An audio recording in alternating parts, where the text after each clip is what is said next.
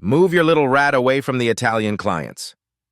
Gallery director Jonathan Whitmore hisses at Maria Vasquez, pointing at her 12-year-old daughter Elena. Distinguished Italian art dealer Carlo Benedetti approaches potential buyers, speaking rapid Italian about a $300 million deal. Whitmore shoves Elena's chair further into the corner. Keep her quiet.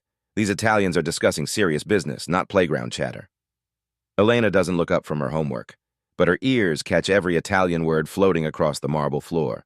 Words like falso, 300 milioni, and nascondere. Fake, 300 million, hide. While adults dismiss her as furniture, Elena absorbs a conversation that could destroy lives. Her pencil moves across algebra problems, but her mind processes something far more dangerous.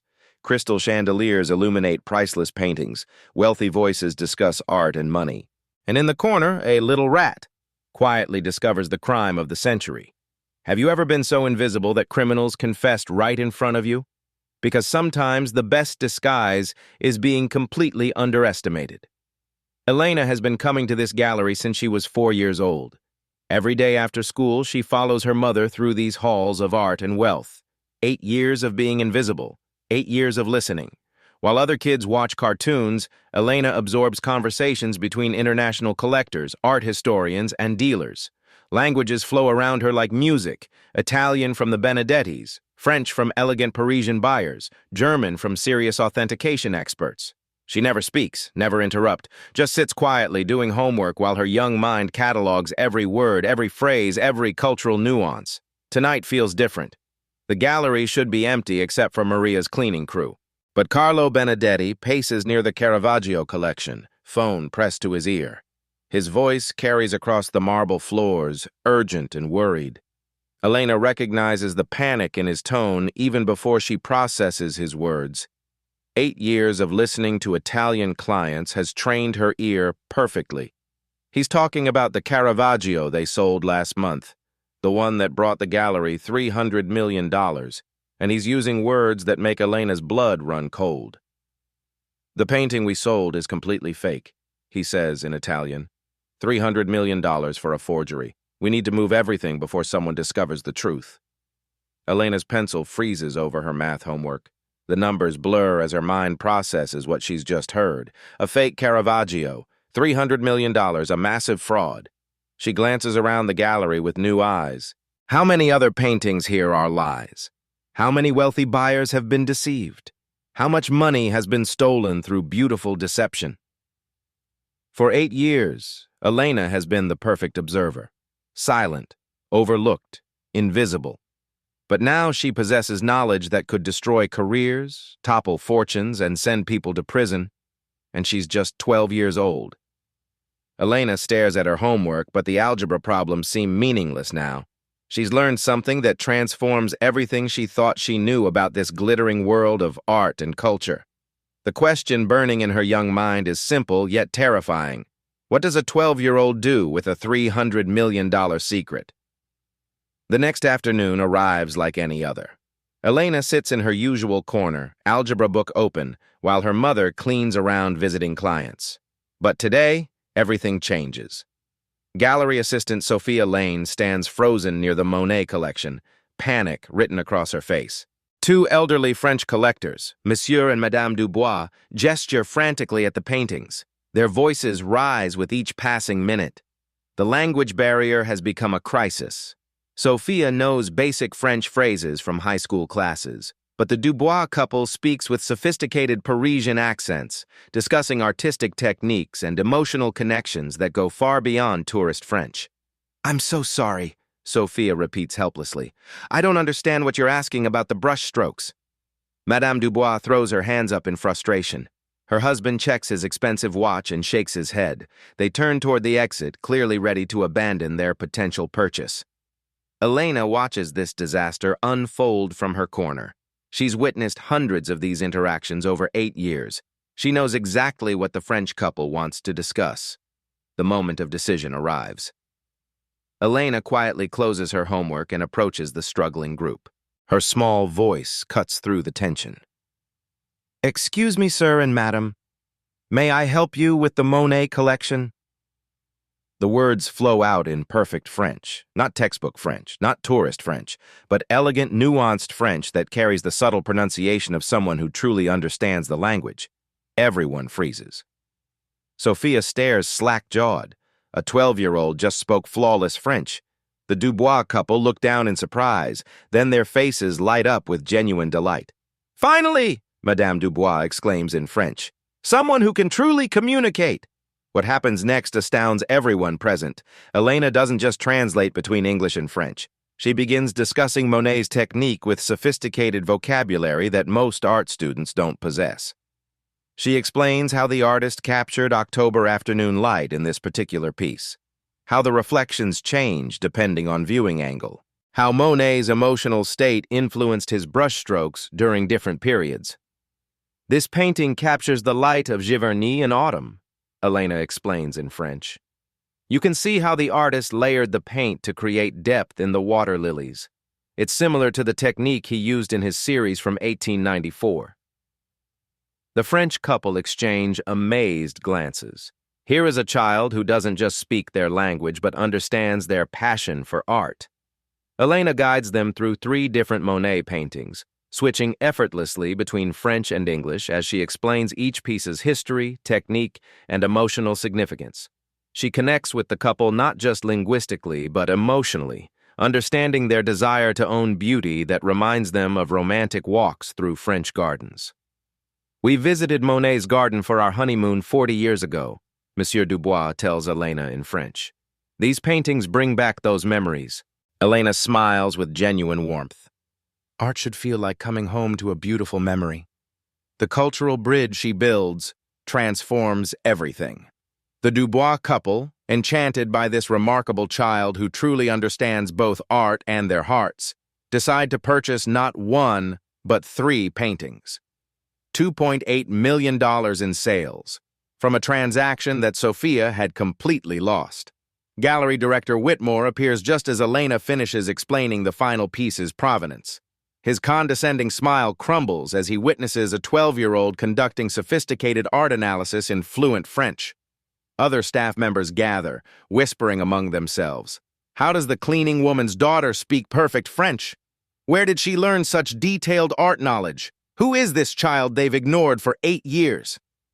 Elena simply returns to her corner and reopens her homework, as if nothing extraordinary happened. But everything has changed. The Dubois couple insist on shaking Elena's hand before leaving. "You have a gift, young lady," Monsieur Dubois says in careful English. "Don't let anyone tell you otherwise." As their footsteps fade across the marble floor, Sophia approaches Elena with newfound respect. "How did you know all of that about Monet?" Elena looks up from her algebra problems with innocent eyes. "I listen." 2 simple words that contain 8 years of invisible education. 8 years of absorbing knowledge while adults assumed she understood nothing. The question now burning in everyone's mind is obvious. What else has this remarkable child been learning while hiding in plain sight? Elena's extraordinary education began with necessity, not privilege. When Elena turned 4, daycare became unaffordable. Maria faced an impossible choice: quit her highest-paying job to watch her daughter or find a way to keep them both safe and together. The gallery became Elena's second home. Every afternoon, a small girl with bright eyes would follow her mother through corridors lined with masterpieces. While other children learned from cartoons and playground games, Elena absorbed knowledge from conversations worth millions of dollars. Her classroom had marble floors and crystal chandeliers. Her teachers were international collectors, authentication experts, and passionate art dealers who never knew they had a student. Languages came naturally to Elena. Italian flowed like music from the Benedetti family's weekly visits. French emerged from elegant Parisian buyers discussing emotional connections to impressionist works. German precision shaped her understanding through serious authentication discussions. She never spoke during these conversations, never interrupted, just sat quietly, homework spread across her lap, while her young mind cataloged every word, phrase, and cultural nuance. Maria treasured their quiet gallery hours together. Between cleaning tasks, she would whisper to her daughter about the beauty surrounding them. "Look how the artist made the water seem alive, Maja." Art is love made visible for the world to see. These moments taught Elena that art wasn't about money or status. It was about human connection, about capturing emotions that transcend time and language. But their situation carried constant weight. This job paid Maria's highest wage. Losing it would mean returning to 3 part-time positions with no benefits, no security, no hope of Elena's college dreams. Elena understood these stakes even at 12. She'd learned that being too smart made adults uncomfortable, that exceptional children from working families often threaten people in power, so she stayed invisible, hidden, safe. Her school reports described her as bright but quiet. Teachers never suspected she operated at graduate level in multiple subjects. Friends never knew she spent afternoons surrounded by priceless art instead of video games. Elena carried the burden of protecting both her mother's livelihood and her own extraordinary gifts. At 12, she'd mastered the delicate balance between nurturing genius and ensuring survival. Until tonight, when invisible knowledge became impossible to ignore. 3 days after the French miracle, Elena's world shifts again. Whitmore's regular interpreter calls in sick. Emergency clients arrive from Germany. Distinguished art historians Herr and Frau Richter have flown from Munich specifically to examine a supposedly lost drawing by Albrecht Dürer. $800,000 hangs in the balance. Whitmore paces frantically as the German couple examines the piece with magnifying glasses and suspicious expressions. They speak rapidly to each other, their voices carrying clear concern. "We need someone who speaks German," Whitmore mutters to Sophia. "These people are getting agitated about something." Elena sits in her corner, homework spread before her, listening to every word the Richters exchange. 8 years of absorbing German conversations from authentication experts has trained her ear perfectly. The Germans aren't just concerned, they're discovering problems. Whitmore reluctantly approaches Maria. "Your daughter helped with French clients last week. Does she understand German?" The question feels like stepping onto thin ice. Elena could translate basic phrases and stay safe, or she could reveal the depth of her knowledge and risk everything. "I can help translate," Elena says quietly. Herr Richter, a world-renowned expert with steel-gray hair and precise movements, begins explaining their concerns. Elena translates his technical observations about paper composition and ink analysis. But then something extraordinary happens. Elena realizes the Germans are using highly specialized terminology that goes far beyond basic translation. They're discussing 16th century workshop practices, Nuremberg Guild standards, and specific paper types that Dürer preferred. She faces a critical choice: simple translation or revealing her deeper understanding. The moment that changes everything arrives when Herr Richter points to a section of the drawing and speaks rapidly about watermark inconsistencies. Elena doesn't just translate his words, she engages. "Excuse me, sir, but have you checked the watermarks against known Ravensburg paper samples from that period? Dürer specifically used paper from certain mills." The words flow out in perfect German, technical German, art expert German. Herr Richter stops mid-sentence and stares at this 12-year-old who just made an observation he hadn't fully considered. His eyebrows rise as he processes what just happened. "You understand paper authentication techniques?" he asks Elena in German. "I've observed many examinations over the years," Elena replies carefully. "I notice patterns. What follows astounds everyone present. Elena begins pointing out subtle inconsistencies in the drawing's brushwork, details that suggest apprentice copying rather than master creation. Her young eyes notice variations in pressure and technique that experience sometimes overlooks. Herr Richter treats Elena not as a child but as a colleague. He shows her specific areas of concern, asking her opinion on stroke patterns and aging characteristics. Elena's analysis confirms their worst fears. The drawing is a very good 17th century copy, worth perhaps $50,000, not $800,000. The sale collapses instantly. Whitmore watches $800,000 evaporate because a 12-year-old spotted what his experts missed. His face cycles between fury and amazement. But the Richters are enchanted. "You have extraordinary natural ability," Frau Richter tells Elena in German. "We would be honored to correspond with such a promising young scholar." They insist on exchanging contact information, treating Elena with professional respect that adults rarely show children. As they leave, Herr Richter shakes Elena's hand formally. "Continue studying, young lady. The art world needs minds like yours." Word spreads quietly through international authentication circles, whispered conversations about the 12-year-old who spotted a fake Dürer. Elena becomes a legend among experts who value ability over age. But legends can be dangerous when you're trying to stay invisible. The backlash begins immediately. Whitmore calls an emergency staff meeting the next morning. His message carries the venom of threatened authority wrapped in professional language. "We must address inappropriate boundary violations involving cleaning staff and their families," he announces coldly. "Certain individuals have overstepped their designated roles in ways that compromise our professional standards." His eyes find Elena in the corner, doing homework while her mother cleans nearby. "Expertise requires formal education and proper breeding," Whitmore continues. "We cannot have unauthorized personnel making pronouncements beyond their station, regardless of age or apparent ability." Each word drips with coded meaning. Each pause emphasizes his fury at being shown up by a child. Gallery assistant James Morrison, always eager to curry favor with management, nods vigorously. "Children shouldn't contradict trained professionals. It's disruptive to serious business."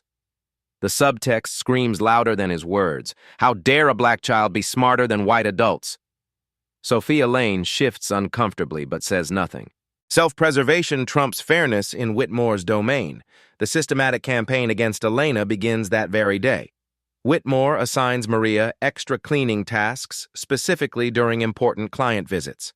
Elena finds herself banned from the main gallery during authentication sessions. Her usual corner seat gets moved to a storage room where she can't overhear conversations. "The child's presence makes clients uncomfortable," Whitmore explains to Maria. "Professional environments require professional behavior. Staff members who previously ignored Elena now actively exclude her." Morrison makes cutting remarks about children playing dress-up in adult conversations whenever she passes. But the psychological warfare cuts deeper. Whitmore questions Elena's recollection of previous conversations. "You probably misheard the French clients," he suggests with false concern. "Children often repeat things without understanding context." He gaslights her knowledge, suggesting she got lucky with the German experts. "Sometimes children guess correctly by accident. We can't mistake coincidence for competence." Elena begins doubting herself. Maybe adults are right. Maybe she should just be a normal 12-year-old. Maybe her intelligence is inappropriate, unwelcome, and dangerous. She starts speaking less, dimming her natural brightness, hiding the gifts that make her extraordinary. The transformation breaks Maria's heart. She watches her brilliant daughter shrinking under systematic pressure, becoming smaller and quieter each day. "Don't let them make you less than you are, mija," Maria whispers during their evening walk home. But even her mother's encouragement can't shield Elena from institutional cruelty. The breaking point arrives when Elena quietly corrects a mislabeled Renaissance sculpture. A simple observation that prevents a $200,000 authentication error. Whitmore's response is swift and brutal. "This is exactly what I mean about overstepping boundaries," he announces loudly enough for everyone to hear. "Lucky guessing disrupts professional protocols. Children need to learn appropriate behavior." He turns to Maria with cold finality. "Control your daughter's attention-seeking behavior, or find employment elsewhere." The threat hangs in the air like poison. Elena's gifts have become weapons pointed at her family's survival. That night, Elena sits at their small kitchen table, homework untouched. The weight of impossible choices crushes her young shoulders. Stay brilliant and destroy her mother's livelihood, or become invisible again and let her gifts wither in silence. But across town, someone has been watching Elena's treatment with growing outrage. Dr. Amelia Cross, the gallery's chief conservator, recognizes systematic suppression when she sees it. As a woman who fought her own battles against institutional prejudice, she knows exactly what Elena faces, and she's decided that extraordinary talent deserves protection, not punishment. The question now isn't whether Elena will survive this assault on her abilities. It's whether she'll find allies brave enough to stand against the system trying to destroy her. The crisis strikes without warning. A $4.2 million Picasso sketch hangs in authentication limbo. Insurance adjusters have raised red flags about its provenance. Without proper verification, the sale collapses, and the gallery faces potential fraud accusations. The pressure on Whitmore intensifies daily. This single transaction could determine whether his gallery survives or crumbles under mounting debts. The problem seems insurmountable. The only person who can verify the sketch's authenticity lives in rural Catalonia, Spain. Senora Carmen Dominguez, 75 years old, daughter of Picasso's former model during his blue period. She speaks only Catalan. She trusts no one connected to the art trade. Professional interpreters have tried for 3 weeks. Art authentication experts have called repeatedly. Each attempt ends the same way. Senora Dominguez hangs up, suspicious of anyone seeking to profit from her family's painful history with exploitative dealers. Whitmore grows more desperate each day. $4.2 million, the gallery's reputation, his personal fortune. Everything hangs on reaching one elderly woman who refuses to trust the art establishment. Elena watches this crisis unfold from her exile in the storage room. She hears the frantic phone calls, the mounting frustration, the growing panic in adult voices. During a brief moment when Whitmore steps away from his office, Elena approaches Sophia Lane with quiet determination. "I can help with the Spanish lady," she says simply. Sophia looks skeptical. "Elena, this isn't like the French clients. This woman won't talk to anyone. She'll talk to me." Something in Elena's voice carries absolute certainty. Sophia hesitates, weighing the risk of involving Elena against the certainty of continued failure. The video call that changes everything happens that afternoon. Elena sits before the computer screen, homework pushed aside, as Senora Dominguez's weathered face appears. The elderly woman's eyes carry decades of pain and suspicion. But when Elena begins speaking, magic happens. She doesn't approach as a gallery representative or business translator. She speaks as a granddaughter figure, sharing her own love of art and her mother's stories about beauty that transcends time. Elena's Catalan flows with genuine warmth, not textbook phrases, but intimate expressions learned from years of absorbing authentic conversations. "My mother taught me that art is love made visible," Elena says in perfect Catalan. "You were part of that beauty when you were young." Senora Dominguez's suspicious expression softens. Here is a child who speaks not just her language, but her heart. Elena doesn't push for business information. Instead, she asks about Senora Dominguez's memories, about her mother's relationship with the great artist, about the stories behind the sketches. Trust builds slowly, organically. Elena validates the elderly woman's painful experiences with art dealers who treated her family as commodities rather than human beings. "Too many people wanted to buy our memories," Senora Dominguez explains in Catalan. "They never cared about Mama's dignity." Elena understands completely. Dignity matters more than money. When authentication details finally emerge, they come naturally. Senora Dominguez reveals hidden signatures only family members knew about. Specific paper textures she remembered from childhood. Even the exact room where Picasso created the sketch during her mother's modeling sessions. Information that formal interrogation could never extract flows freely from grandmother to granddaughter surrogate. The sketch authenticates perfectly. $4.2 million secured, insurance coverage approved, the gallery's reputation was saved. But more importantly, Senora Dominguez insists that all future dealings go through the intelligent girl who speaks with her heart. Word spreads through Catalan collector networks. Elena becomes the bridge between suspicious families and the art establishment they distrust. For the first time, Whitmore cannot deny or minimize Elena's contribution. Her unique value has been documented, witnessed, and proven profitable. The question now isn't whether Elena has extraordinary abilities. It's whether the adults around her deserve access to such remarkable gifts. Dr. Amelia Cross has watched enough. For weeks, the chief conservator observed Elena's systematic mistreatment with growing outrage. As a woman who fought her own battles against institutional prejudice, she recognizes oppression when she sees it. Elena sits alone in the storage room, supposedly doing homework but clearly struggling with the weight of adult cruelty. Her natural brightness has dimmed under constant pressure to become less than she is. Dr. Cross approaches quietly, her voice gentle but firm. "Elena, we need to talk." The conversation that follows changes everything. "I've been watching you for months," Dr. Cross begins. "What you possess isn't just talent. It's a rare combination of linguistic gift, cultural intuition, and genuine understanding that most PhD students never develop." Elena looks up from her untouched homework, uncertainty flickering in her young eyes. But I'm just a kid. Everyone says I don't belong here.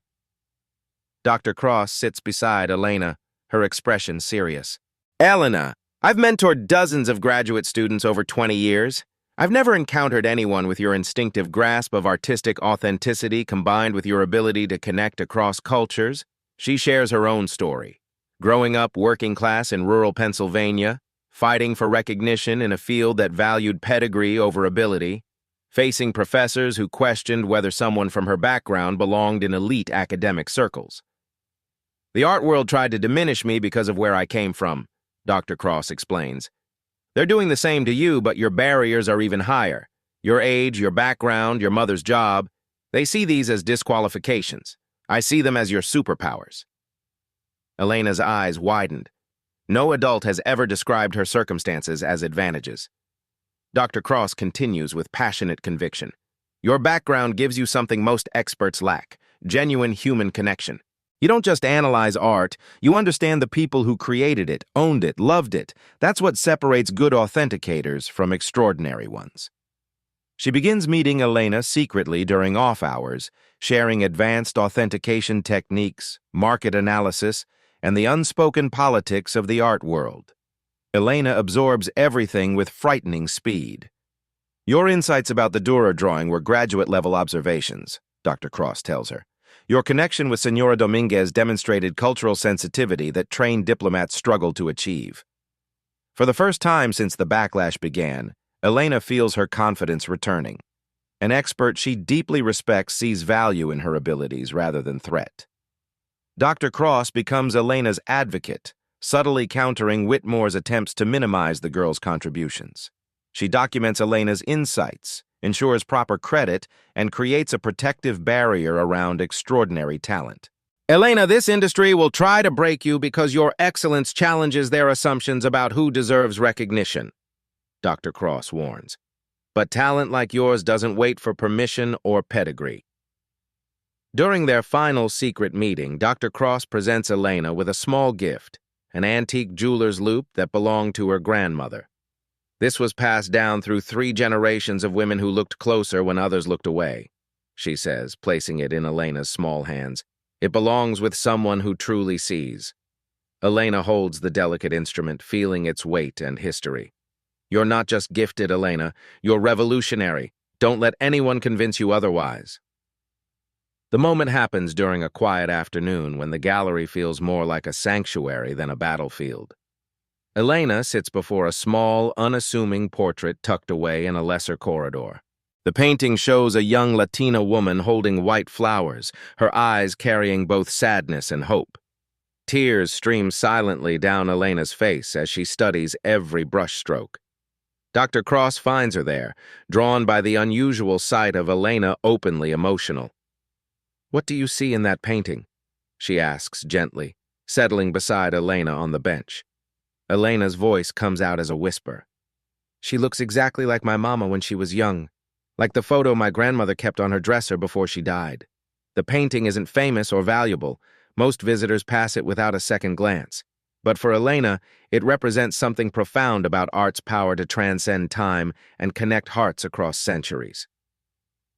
"My mama always tells me that every painting holds someone's love," Elena continues, wiping her eyes. "She says when artists paint people, they're writing love letters to the world. This lady, someone loved her enough to make her eternal." Dr. Cross feels her own throat tighten. In Elena's simple words, she hears wisdom that eludes most art critics who focus on technique over emotion. "This is exactly why you're different, Elena," Dr. Cross says softly. "Most people in this business see dollar signs or prestige. You see human stories. You understand that art isn't just about who made it. It's about who loved it, treasured it, needed it to exist." Elena admits her deepest fear. "Sometimes I think I'm pretending to be smart. All these important people with fancy degrees. What if I'm just a kid who got lucky a few times?" Dr. Cross turns to face Elena directly, her voice firm with conviction. "Elena, half the people in this gallery inherited their positions through family connections. You earned your knowledge through love and necessity. Your insights come from genuine connection, not memorized facts. That makes you more authentic, not less. She shares her own moment of recognition years ago, a small sculpture that reminded her of her grandmother's weathered hands. How that emotional connection led to her greatest authentication discovery. Art speaks to people differently, Dr. Cross explains. Technical training teaches you what to look for, but emotional intelligence teaches you what to feel for. You have both. Elena realizes that her supposed disadvantages, her youth, her background, her mother's humble job, have actually given her unique advantages. The ability to see beyond pretense, to connect across cultures, to understand art as human expression rather than commodity. Your perspective isn't a limitation, Elena. It's your gift to the world. For the first time in weeks, Elena smiles with genuine hope. The moment Elena has dreaded finally arrives. Carlo Benedetti returns to the gallery with the most dangerous client imaginable. Viktor Kozlov, a Russian oligarch whose reputation precedes him like a dark storm. Expensive suit, cold eyes, and bodyguards who speak in hushed Russian about things that make Elena's blood freeze. $50 million hangs in the balance. A collection that could save Whitmore's failing gallery or destroy everyone involved. Elena recognizes Benedetti immediately. The same man whose panicked Italian phone call started everything months ago. Now he's back with someone infinitely more dangerous, and Elena is the only person who understands the full scope of what's happening. The stakes couldn't be higher for her family. Whitmore paces frantically before the private viewing, his desperation evident to everyone. The gallery teeters on the edge of bankruptcy. This single transaction could determine whether his business survives or crumbles under mounting debts. The pressure on Maria intensifies to unbearable levels. Whitmore pulls her aside with barely contained desperation, his voice trembling with barely controlled panic. "Your daughter has caused enough disruption already," he hisses. "Any interference today, any at all, and you're both gone permanently. This deal is too important for childish games or showing off." His eyes burn with the fury of a man whose empire depends on maintaining absolute control. The threat couldn't be clearer. Stay silent or destroy your family's survival. Elena retreats to her assigned corner, homework spread before her like a shield.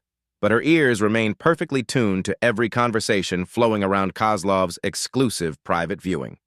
The red flags appear immediately, obvious to anyone trained to notice them. Elena observes disturbing patterns in the collection Kozlov examines with his technical experts.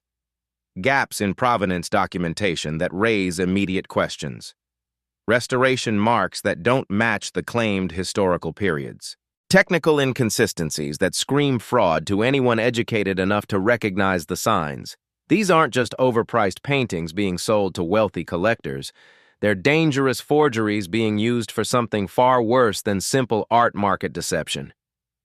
The revelation that changes everything comes when Kozlov speaks casually to his bodyguards in rapid Russian, foolishly assuming no 12-year-old black girl could possibly understand their criminal conversation. "Once we successfully clean this money through legitimate art purchases, the funds become completely untraceable through international banking systems," Kozlov explains in fluid Russian. 50 million in illegal profits transforms into 50 million in legitimate art investments that no government can question. Elena's pencil freezes over her algebra problems as the full scope of the criminal conspiracy becomes crystal clear. This isn't just about selling fake paintings to unsuspecting collectors. It's about laundering massive criminal proceeds through the respected international art market. Her family desperately needs Maria's steady income. But staying silent makes them unwilling accomplices to serious international crimes that could destroy innocent lives. The moral weight crushing Elena's young shoulders intensifies dramatically when she overhears Benedetti and Kozlov discussing insurance schemes and arranged accidents for anyone who might expose their carefully orchestrated criminal operation. These people don't just steal money from wealthy victims, they systematically destroy the lives of anyone who threatens their power. The moment of ultimate truth arrives when Kozlov directly addresses Elena, deliberately testing whether she understands more than her innocent appearance reveals. "A little girl," he says in carefully measured Russian, studying her reaction closely. "What do you think of these beautiful paintings we're discussing today?" Elena faces the most dangerous choice of her young life. She can pretend to be completely ignorant and become complicit in a criminal conspiracy, or reveal her extraordinary knowledge and risk everything her family has struggled to build. The decision that defines her character comes instantly, flowing from months of watching injustice triumph over truth. Elena looks up from her homework and responds in perfect, confident Russian. I think some of these paintings have very interesting stories about where they actually came from. The temperature in the elegant gallery drops 10 degrees instantly. Kozlov's predatory eyes narrow dangerously. Benedetti goes visibly pale with shock and terror. Whitmore looks ready to collapse from sheer panic.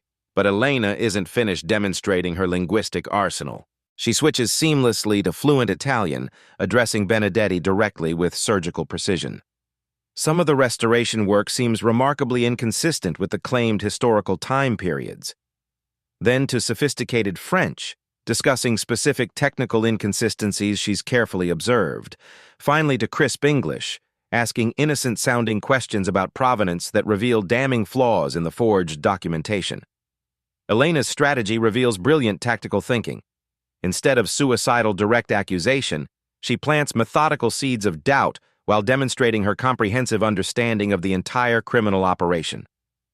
These synthetic pigments are particularly interesting, she observes casually in Russian, her young voice carrying devastating authority. Very technically advanced for supposedly 19th century artistic work. Kozlov's own highly paid authentication experts begin examining Elena's specific observations more carefully. The elaborate house of cards starts collapsing systematically as they discover incontrovertible evidence of modern materials in supposedly antique masterpieces. This canvas clearly shows industrial machine weaving patterns, one expert mutters urgently in Russian.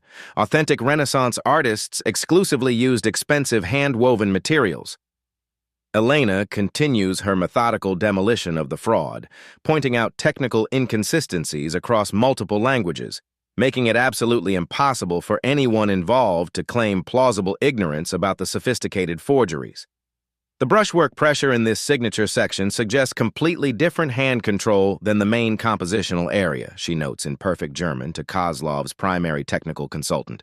The multi-million-dollar criminal conspiracy unravels spectacularly before everyone's eyes. Kozlov realizes with mounting fury that he's been deliberately set up to launder dirty money through completely worthless fakes.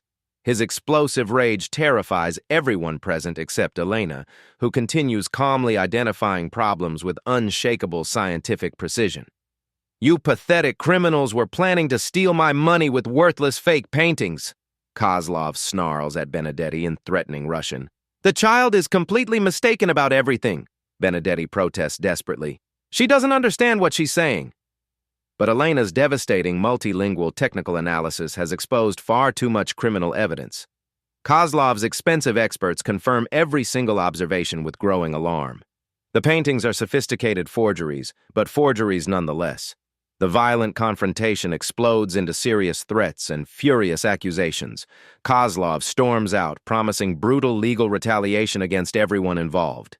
Benedetti flees in terror, abandoning forged documents and ruined criminal relationships. Within hours, federal agents arrive with comprehensive search warrants. Someone with inside knowledge tipped them off about suspicious international transactions involving systematic art authentication fraud. That someone was Dr. Cross, who carefully documented Elena's discoveries and contacted federal authorities through appropriate legal channels. Elena finds herself interviewed by amazed federal agents who cannot believe that a 12-year-old not only understood complex international fraud, but actively helped expose it through sophisticated linguistic intelligence gathering. The consequences transform everything. The FBI raid makes international headlines within hours. News outlets across the globe feature the extraordinary story of a 12-year-old girl who spoke 5 languages fluently and single-handedly exposed a $300 million art fraud conspiracy. Elena becomes a worldwide sensation overnight. CNN runs the story with the headline, "Child Genius Stops International Crime Ring." The BBC features Elena's photo alongside veteran FBI agents. Art World publications scramble to interview the remarkable young girl who revolutionized fraud detection. But the transformation goes far deeper than media attention. Major auction houses, prestigious galleries, and authentication services worldwide begin reaching out to Elena's family with unprecedented offers. Her unique combination of linguistic ability, cultural sensitivity, and natural artistic insight becomes the new gold standard for international art authentication. Sotheby's calls personally. Christie's sends formal correspondence. The Metropolitan Museum of Art requests a consultation meeting. Elena's approach, combining technical expertise with human understanding, becomes the template every serious institution wants to adopt. The art world earthquake reshapes everything. Whitmore faces the stark reality that his greatest asset walks through his gallery doors every afternoon carrying a homework backpack. For the first time in his career, he must treat a 12-year-old black girl as his most valuable business resource. The conversation that changes their relationship happens in his private office, with Elena sitting across from his massive mahogany desk like an equal rather than a nuisance. "Elena," Whitmore begins, his voice carrying newfound respect, "I owe you an apology. Your extraordinary abilities saved this gallery from criminal conspiracy charges. Without your intervention, we would all be facing federal prosecution." Elena listens quietly, her young face serious but gracious. "I'm creating a new position specifically for your unique talents," Whitmore continues. "Associate Authentication Consultant, the youngest person ever to hold such a title in the art world." Dr. Cross presents Elena with her new business card at a special ceremony attended by gallery staff, international clients, and art world dignitaries. Instead of being hidden in storage rooms, Elena now has her own office with a view of Central Park. The business card reads, Elena Vasquez, Associate Authentication Consultant and Cultural Liaison Specialist. The weight of official recognition feels surreal. Months ago, adults dismissed her as furniture. Now her name appears on professional correspondence sent to museums worldwide. Elena addresses the International Art Authentication Conference via video call, sharing her revolutionary insights about how cultural understanding enhances technical expertise. Standing ovation from hundreds of art world professionals who recognize genuine innovation when they see it. Authenticity isn't just about age and materials, Elena explains to the distinguished audience. It's about understanding the human stories behind every piece. Language opens doors that scientific analysis alone cannot reach. Her presentation becomes required viewing at authentication institutes worldwide. The justice Elena helped deliver extends far beyond her personal recognition. Benedetti faces extradition and prosecution in 3 countries. His fraudulent art empire crumbles as investigators uncover decades of systematic deception. Millions in forged artwork get removed from circulation, protecting future buyers from expensive lies. Kozlov's assets undergo federal seizure. His money laundering operation collapses completely. Elena receives commendations from FBI, Interpol, and UNESCO for cultural preservation efforts that transcend national boundaries. But Elena's greatest victory is deeply personal. She establishes the Maria Vasquez Memorial Education Fund, honoring her mother's sacrifices while creating opportunities she never had access to. The scholarship program provides language and art education for underprivileged children whose talents might otherwise remain hidden. "My mother taught me that knowledge has no barriers," Elena explains during the fund's launch ceremony. This scholarship ensures other children can discover their gifts, regardless of their circumstances. The first 12 recipients include children from immigrant families, working-class backgrounds, and marginalized communities. Elena mentors each scholarship winner personally, teaching them that excellence comes from passion and observation, not privilege and pedigree. The academic recognition overwhelms Elena's family with possibilities they never dared imagine. Harvard offers Elena early admission with full scholarship. Yale creates a special program combining linguistics with art history specifically for her unique talents. Columbia invites her to collaborate with graduate students on authentication research projects. The Smithsonian Institution establishes a youth fellowship position designed around Elena's capabilities. The Louvre extends an invitation for cultural exchange programs. The British Museum requests her consultation on questionable acquisitions. International collectors now specifically request galleries that employ Elena or implement her authentication methodologies. Her reputation for cultural sensitivity and technical excellence becomes a competitive advantage worth millions in annual revenue. The ripple effects transform the entire industry. Elena's success story inspires museums and galleries globally to create youth advisory programs that recognize talent regardless of age or background. Her model of inclusive expertise development becomes the standard for progressive institutions worldwide. Art authentication schools begin teaching the Vasquez method, combining linguistic analysis with cultural sensitivity to detect sophisticated fraud. Elena's techniques prevent millions in losses while making the industry more accessible to diverse perspectives. The family transformation completes Elena's journey from invisible to invaluable. Maria receives promotion offers from multiple prestigious institutions who recognize that Elena's mother possesses extraordinary wisdom about nurturing exceptional talent. The family moves from their cramped apartment to a comfortable home with dedicated space for Elena's growing library and research materials. Elena's new office at the gallery features the antique Loop Dr. Crossgaver, displayed prominently alongside photos of scholarship recipients and letters from grateful collectors worldwide. The recognition ceremony at the Metropolitan Museum of Art represents the ultimate symbolic payoff. Young Voices in Art Authentication, an exhibition celebrating Elena's revolutionary methodologies and diverse perspectives in cultural preservation. Elena's techniques are featured alongside those of established experts, recognizing her contributions as legitimate academic innovation. The exhibition attracts visitors from around the world who want to understand how a 12-year-old transformed an entire industry through linguistic brilliance and cultural empathy. But perhaps the most meaningful recognition comes from an unexpected source. Señora Dominguez travels from Spain specifically to attend Elena's recognition ceremony. The elderly woman who initially trusted only Elena now serves as honorary grandmother to the remarkable girl who bridged two worlds through genuine human connection. Elena reminded me that art belongs to people who love it, not just people who buy it, Señora Dominguez explains in careful English during her speech. She sees with her heart, not just her eyes. The cultural bridge Elena built extends far beyond individual transactions.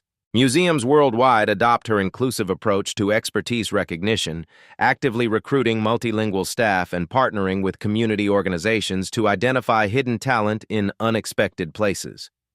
Elena's story becomes required reading in art history programs, inspiring professors to reconsider how they define and develop expertise. Her success proves that exceptional ability emerges from passion and opportunity, not privilege and credentials. The 12-year-old who once hid in corners now stands confidently before international audiences, proving that brilliance has no age limit, no color barrier, no class restriction. From invisible furniture to globally recognized experts who changed how the world thinks about talent, authenticity, and human potential. The transformation is complete, but Elena's impact has only just begun. 1 year later, Elena walks through the same gallery that once dismissed her as invisible furniture. The marble floors still gleam under crystal chandeliers.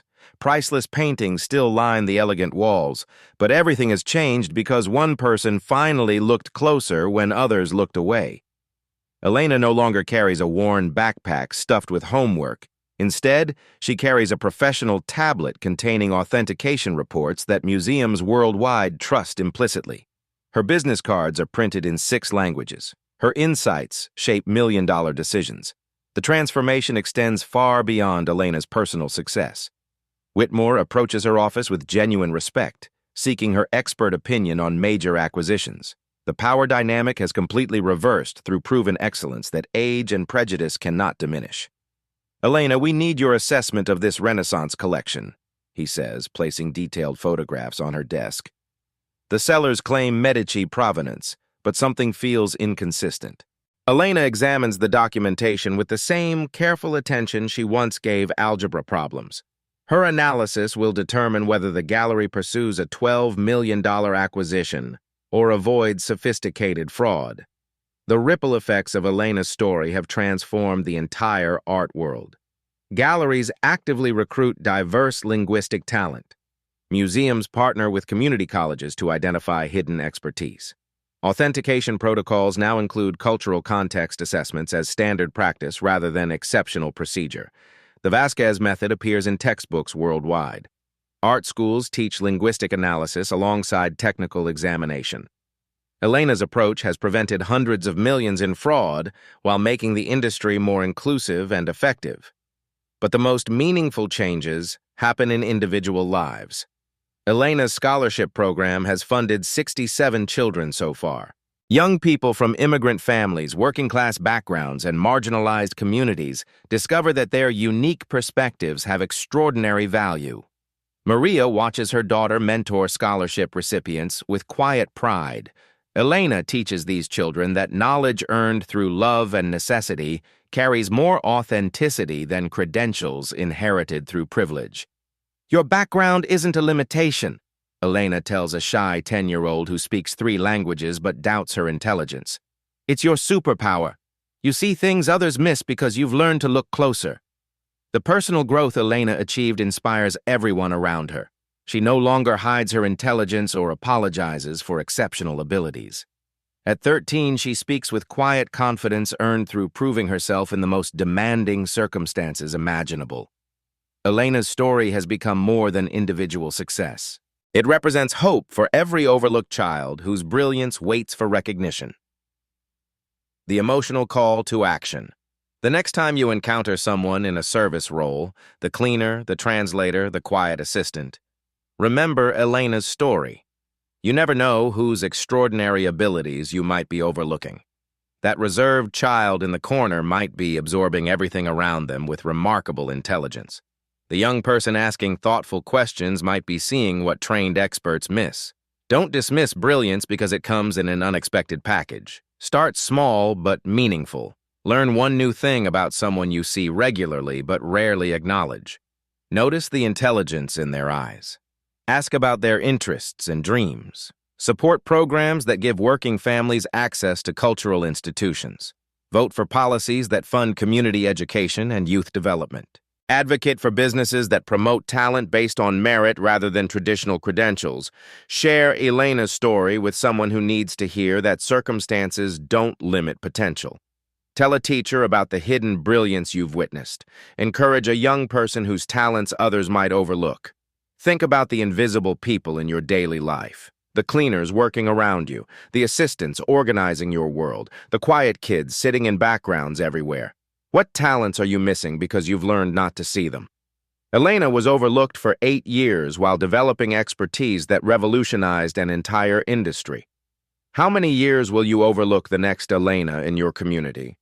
Have you ever been so invisible that people revealed their secrets right in front of you? Because maybe, just maybe, the most important discoveries happen when no one thinks you're watching. Elena Vasquez proves that being underestimated isn't a disadvantage. It's a superpower that can change the world. If Elena's story moved you, share it. Like this video if you believe intelligence has no uniform. Subscribe for more stories of extraordinary people changing the world from exactly where they are. Comment below. Tell us about the hidden brilliance you've witnessed. Who is the Elena in your life that deserves recognition?